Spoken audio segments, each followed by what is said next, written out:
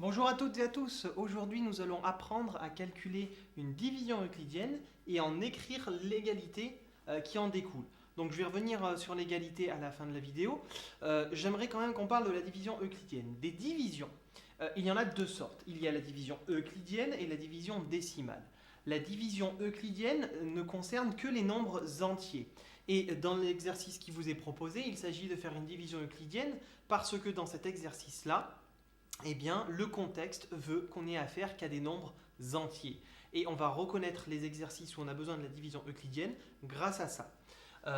Pierre dispose de 1048 fleurs. Il veut faire des bouquets de 15 fleurs chacun. La question c'est combien de bouquets pourra-t-il faire et est-ce qu'il va lui en rester est-ce qu'il va lui en rester ou qu'il ne pourra pas en faire de bouquets? Il lui restera forcément moins de 15 fleurs dans ce cas-là. Eh bien, on va faire une division euclidienne. Alors, je vais vous rappeler comment on la pose, la division euclidienne. On la pose comme ceci.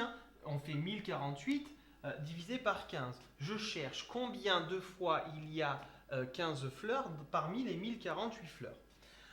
Pour poser cette division euclidienne, je vais parler de 104. Et je vais regarder la table de 15, le nombre qui va se rapprocher le plus de 104. Celui qui va se rapprocher le plus de 104 parmi la table de 15, eh bien, ça va être 90. Et 90, c'est quoi? Bien, c'est 6 fois 15. 15 fois 2, 30. 30 plus 30, 60. Plus 30, 90.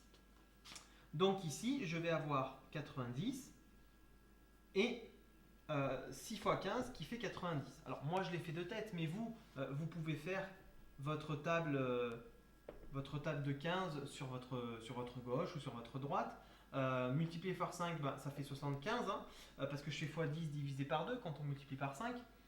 15 x 6 qui fait 90. Et si je fais par contre 15 x 7, 90 plus 15, ça fait 105.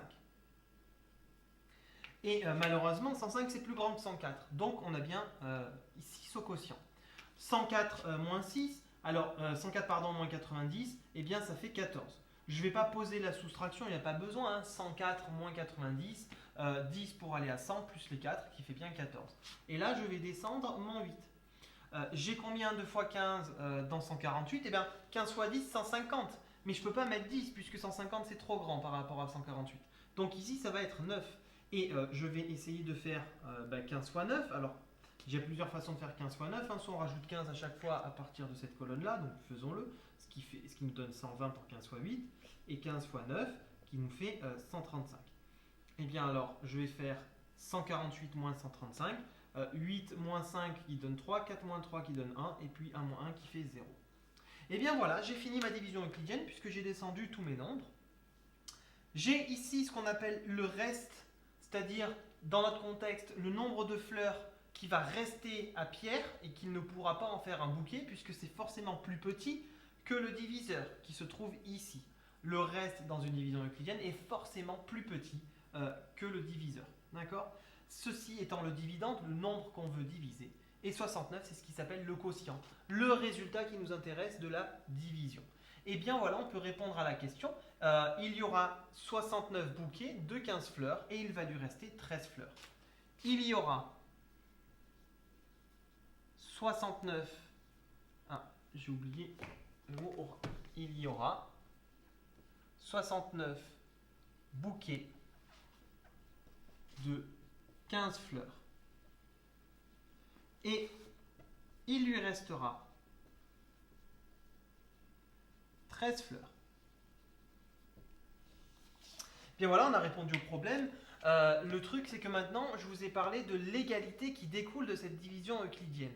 Qu'est-ce qu'on attend de vous, les élèves de 5e, sur la division euclidienne? Eh bien, à partir de cette division qui est posée, je voudrais que vous sachiez écrire l'égalité qu'on appelle l'égalité euclidienne. C'est très simple en fait. 1048. On l'a divisé par 15. On sait combien il y a de fois 15 dans 1048. Il y a 15 fois 69. Eh bien 1048 c'est 15 fois 69.